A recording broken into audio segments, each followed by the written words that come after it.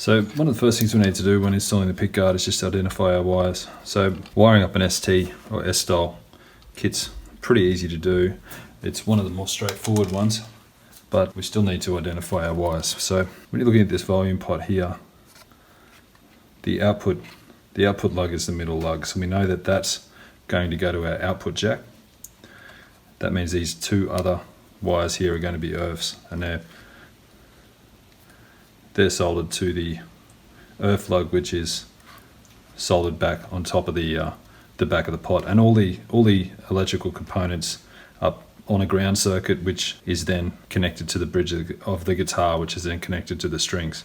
As long as we know which are our wires and where they can go, we can thread them through the body before putting the pickguard on.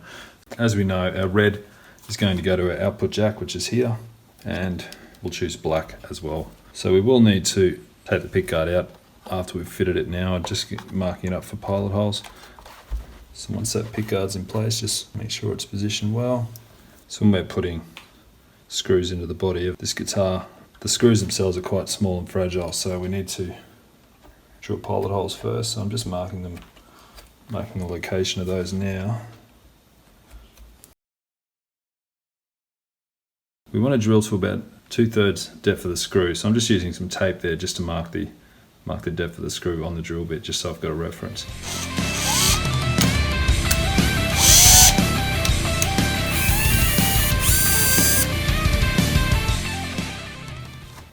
Also, just because this guitar's a painted finish, I'm just going to go around and chamfer those holes, just chamfer the edges so that the screws don't chip the paint. So I'm just using a small drill bit.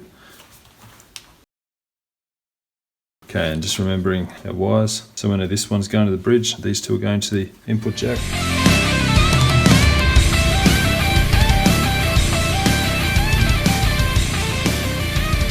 As I said, these small screws are fairly fragile, so it can also be an idea to dip the screws in wax if on a harder body guitar. This was a mahogany body, so I'm a little less concerned. These should go in fairly easily.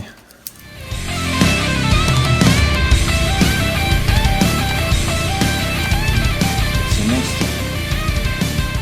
might have a look at installing the tuners.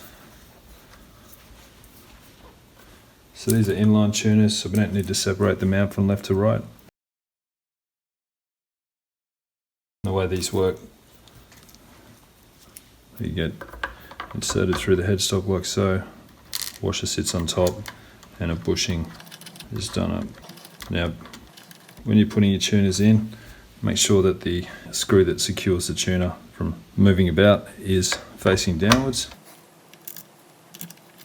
There's a couple of different ways you can align your tuners. The way I like to do it, mostly because my set square doesn't actually fit between the tuners, so I find it a little bit frustrating sometimes, is just to take a steel rule and align them this way. If you're going to align them with the square, you're going to need to do them one at a time. If you're going to align them relative, so to each other like so, which is what I'm going to do here, just use the steel rule.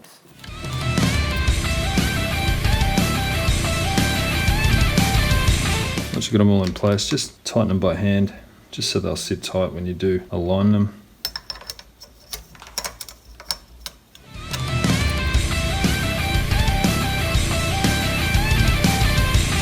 And just line them up with the ruler like so. Once you've got them in place, just use a small tool just to make an indent for the pilot hole location. You definitely don't want to skip this step. The body was mahogany, and that's certainly a softer timber. We might get away with some of those small screws, but the neck's maple and it's a much denser timber, so you do want to definitely drill your pilot holes. Okay, I'm just going to go ahead and drill those pilot holes.